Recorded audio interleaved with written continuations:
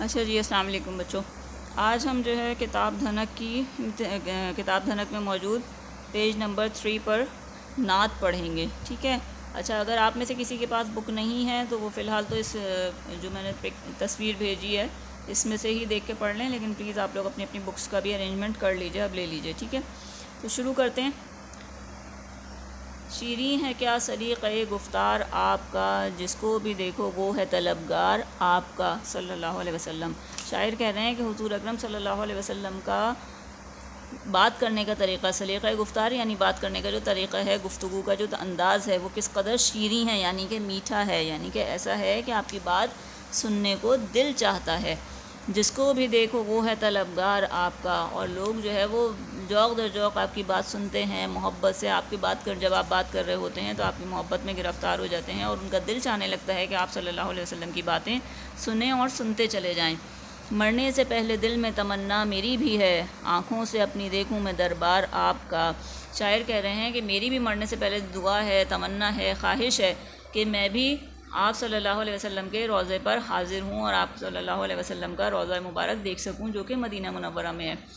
دشمن کو دوستی کا دیا آپ نے سبق، بے مثل و لاجواب ہے کردار آپ کا، صلی اللہ علیہ وسلم۔ شاعر کہہ رہے ہیں کہ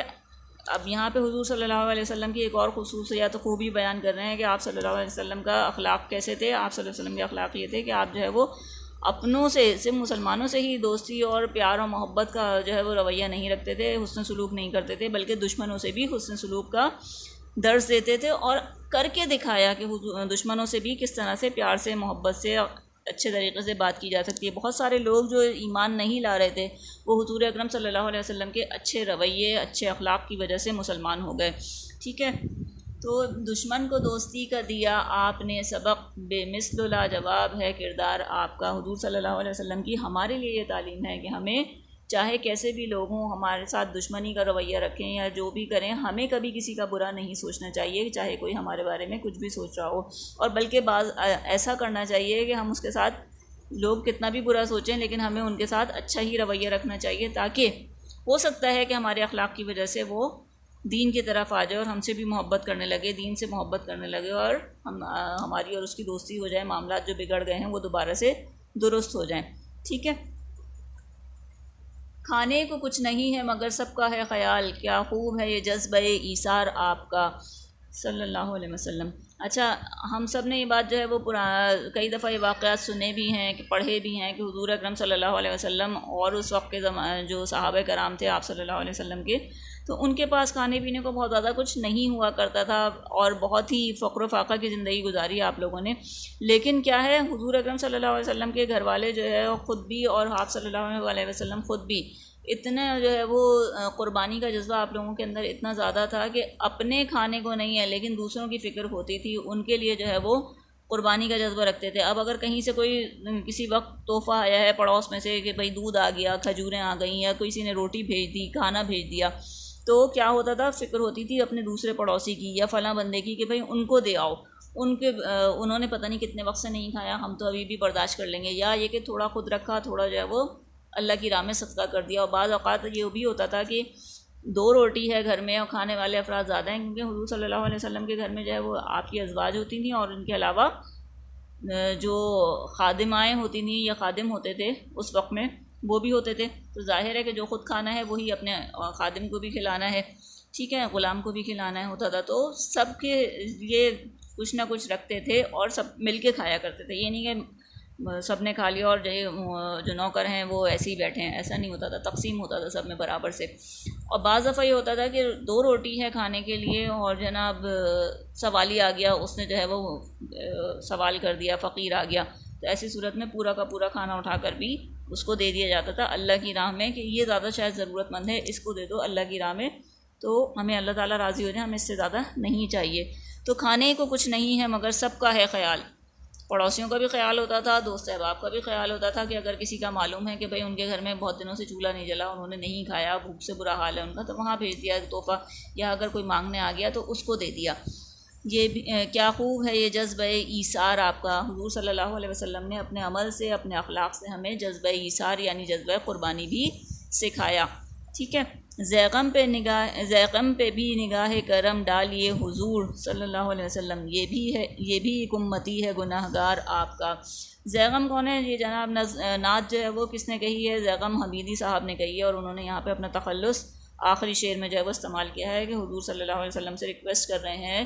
کہ ذیغم پہ بھی نگاہ کرم ڈالیے حضور، یہ بھی ایک امتی ہے گناہ گار آپ کا، کہ قیامت کے دن جب بہت ہی نفس نفسی کا موقع ہوگا، وقت ہوگا، تو ایسی صورت میں لوگوں کو جو ہے وہ امید ہوگی کہ شاید حضور اکرم صلی اللہ علیہ وسلم کی شفاعت ہمیں نصیب ہو جائے، ہر بندہ یہ چاہے گا۔ تو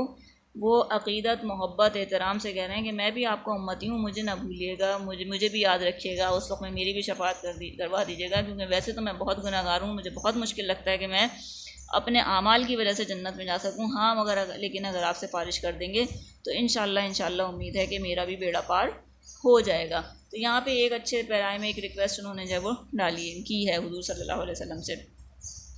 تو جناب یہ نعت کمپلیٹ ہوئی، اب آپ نے کرنا کیا ہے؟ نیکسٹ پیج پہ آ جاتے ہیں۔